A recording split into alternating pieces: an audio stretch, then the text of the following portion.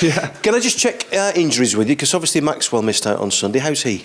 Yeah, we're still waiting a little bit on him at this moment in time. So he's with the physios, so it'll probably be a late call on him. Then we've got Eric, who's going well. Hopefully he'll be in the training next week. And Ben, we're just looking for Ben now. Fingers crossed we can get him back before the end of the season. That's what we've been told at this moment in time. Are you a little more relaxed about Ben, bearing in mind that Nathan just seems to be having the time of his life at central defence at the moment? Yeah, obviously you want the form that Nathan's in, like you just said there, but the more players we can have available now, especially of Ben's experience, that'll be vital if we can get him back before the end of the season. That'll be a big lift to the group as well. You've had a full week training. Yeah. What's that been like? What's the mood been like? Yeah, it's been good, obviously, after the week we had. But again, it's just been about focusing on this next game. Learn what we've done from the last game, what went well in the last previous games. And the biggest thing I keep saying to him is, can we improve? Can we get better on what we're doing? There's certain things that we know we need to get right. And we know if we get those right, we give ourselves more chance of getting a good performance. Could be a pivotal day, because I think if you win, effectively, that sends Norwich and Watford down. Does that help as part of the incentive, as part of the motivation on the day? No, I wouldn't look at it. I wouldn't be disrespectful to the two teams like that. I've done it. You said that to me. No, I didn't even know that. I've not even looked at that. For me, it's just us focusing on us. I wouldn't disrespect them two teams. They're fighting for their lives. Two good, really good managers. You know what I mean? A Roy Hodgson team's not going to go down and think about that. He's going to think he's preparing his team. So I would never disrespect any other teams like that. For me, it's just sole focus, as we've been doing, one half of football at a time. The timing and the psychology is interesting though, isn't it? Because by the time you've played, Leeds are getting ready to play City Saturday night. Everton don't play Chelsea till Sunday. So you're playing first out of that threesome. Does that help a little bit? You've chanced to put a marker down? Yeah, you can say that. You can say that could be beneficial. But listen, it's for you guys, and no disrespect to you're asking me that question. We just got to take care of ourselves.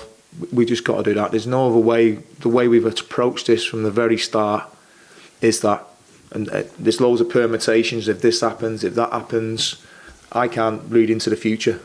I've always said, and my thoughts on this has always been the same: is we stay in the now. I can't read the future. We stay in the now. We don't think too much what's gone. We just stay in the now. That's the best way to play football. Football's a game like that. It's forever evolving. You just stay in the moment, and that's the way we'll look at it. Had a conversation with the chairman this week? Yeah, we've had regular contact. We spoke about a couple of things, and we think at this moment in time, he's given us his backing, and at this moment in time, we're just going to go from one game to a time. We've had plenty of backing from him.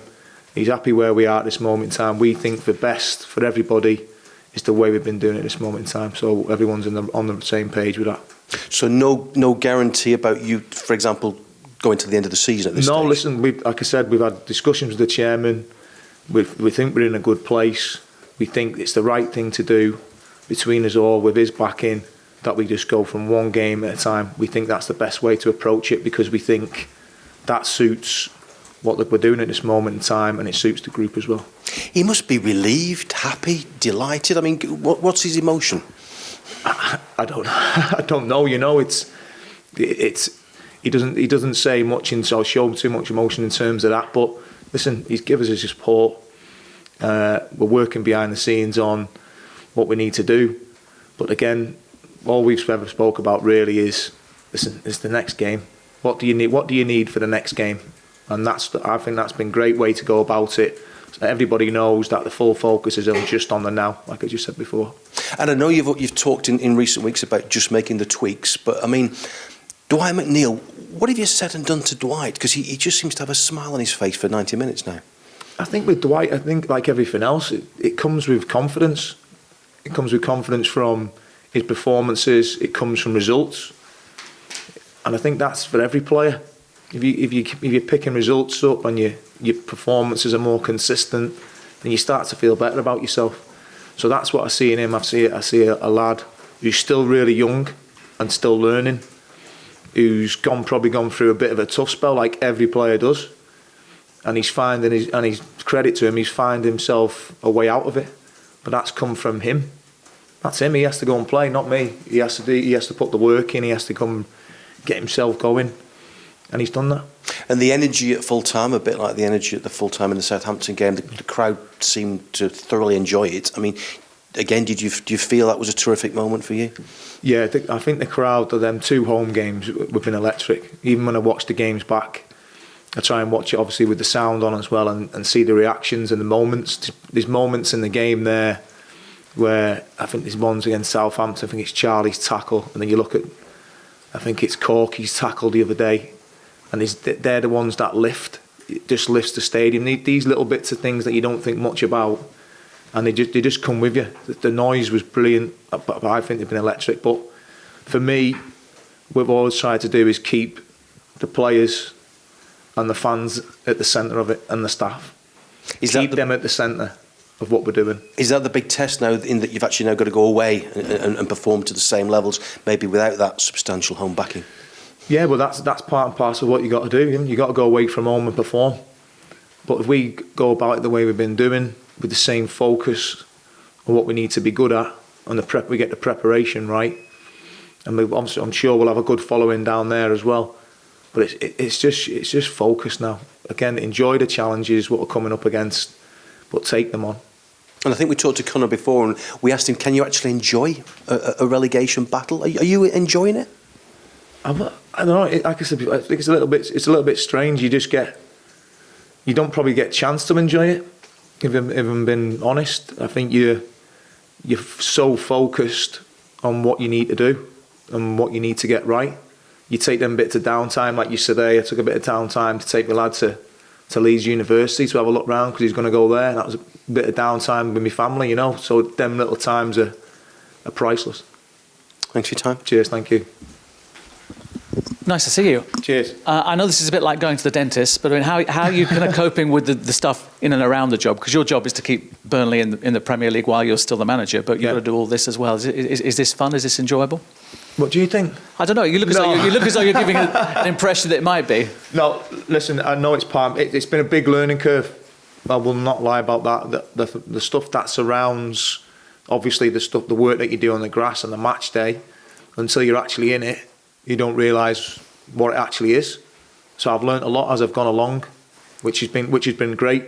When you adapt and you evolve within it, you know, you think a little bit more about what you say, and which you have to. But no, I'm enjoying it in some ways. In other ways, I think it's like everything else, isn't it? You talked about the players improving. Are you watching an improvement in yourself? I know it's hard to cast the same eyes on yourself, but are you watching that sort of growth as well? Yeah, I've always done that since I was a player. I've said this before. I've always looked to ways to improve. I think you've got to have that in football. That's the only way you can keep evolving and keep pushing yourself. Like for this group, can we keep pushing now? Is there more there? I think there's more there, and I think they know there's more there as well. And it goes for me as well. How can I find different ways that's going to help the group, help everyone I'm working with? How can we make them better? I've always been along that. I've always been coached like that. The best managers I've played under have always done that. The best teams I've played in and got promoted have always done that. They've had a group of people around them who want to improve, not just the players but the staff, and they do everything they can to try and improve them. And how important is the dialogue? We spoke to Maxwell Cornet this week, and he spoke in English, which was brilliant. He was determined to do it in English, which says a lot about him. Great, yeah. And he was fantastically complimentary about the kind of discussion, the to's and fro's between management and players, which maybe hadn't happened before. Yeah. Is that a crucial part of what you're doing? Yeah, I don't know. I'm sure the staff before spoke to the players. You know, again, we haven't done anything. We're just trying to remind players. But I think you've got to try and get their input on what they think, their experienced group. They're playing a position. You know what I mean? If I'm talking to a striker, I'm as a centre-back, he knows, he has the feel for where he plays and what might suit him, and we might say, well, what about this? This might help you, and you have that little feedback and dialogue. We'll show him clips of what we think might help him, and that's the way we've approached it all the time, them reminders of what good looks like. And does it help that you've got a set of players that aren't panicking because they're used to being in this sort of situation? He sort of suggested that might help. Yeah, I assume he's talking about that. But I think when they come together like they have done, and they're a good group, and it's something that you can't. It takes ages to get that. I said this the other day. It takes ages for a manager to try and build that group, that team that can come together. People search it for ages, but this group, with what's happened, have really rallied round each other with everybody involved, and that's the way we've got to keep that. The players, the fans, and the staff right at the heart of it. Nothing comes inside that. And does it help having a fresh pair of eyes come into a game like this weekend? Because you said, look, we know what to expect from a Roy Hodgson side, but you've never managed against one, I don't think. No, we haven't. Listen, you look at Roy Hodgson's career, what he's done, and where he's coached. It's unbelievable. He's worked abroad. He's managed England. He's managed Liverpool. This top end guy who's got the utmost respect from me, from where I am looking at him over the years. So I expect nothing more than what Roy Hodgson would bring, not just as a manager, but as a person as well. And just to touch on something that Peter said, I mean, 1 away win so far, 2 would make it a really good weekend. Is it about approaching this almost with a Turf Moor mentality rather than saying we're at Vicarage Road, or is that easy for me to say? No, we approach this as we've done the last 3 games. We approached that, we enjoy the challenge. How can we improve? What do we need to be good at? There's things in every game. There could be 5 or 6 areas that we focus on. We know if we get them right, or majority of them right, it gives us a really good chance of getting a good performance. And that's what you've got to do. Keep it really simple, and it keeps everyone's focus on them areas. We work in them areas, we show in them areas, and it just keeps everyone aligned in what we're doing. Fantastic, thank you. Cheers, thank you. Hi. Just quickly on the injuries, I know you touched on 3 there. Yeah. JBG, do you expect he might be able to feature before the end of the season? And is there any sort of indication on when Ashley Westwood might be able to resume training? I know that's early that's stages. a long way. To be fair to Ash has come in the last couple of days, which has been great. He's been around the lads. Who did you mention before that? Sorry, Johan. Johan's still recovering, still a little bit away at this moment in time. So he's going to take a little bit longer. Might play before the end of the season, or not sure? I'm not sure. That's one of them at the moment. It's an everyday thing. You keep looking at it, and then we see how the improvement is, like all injuries.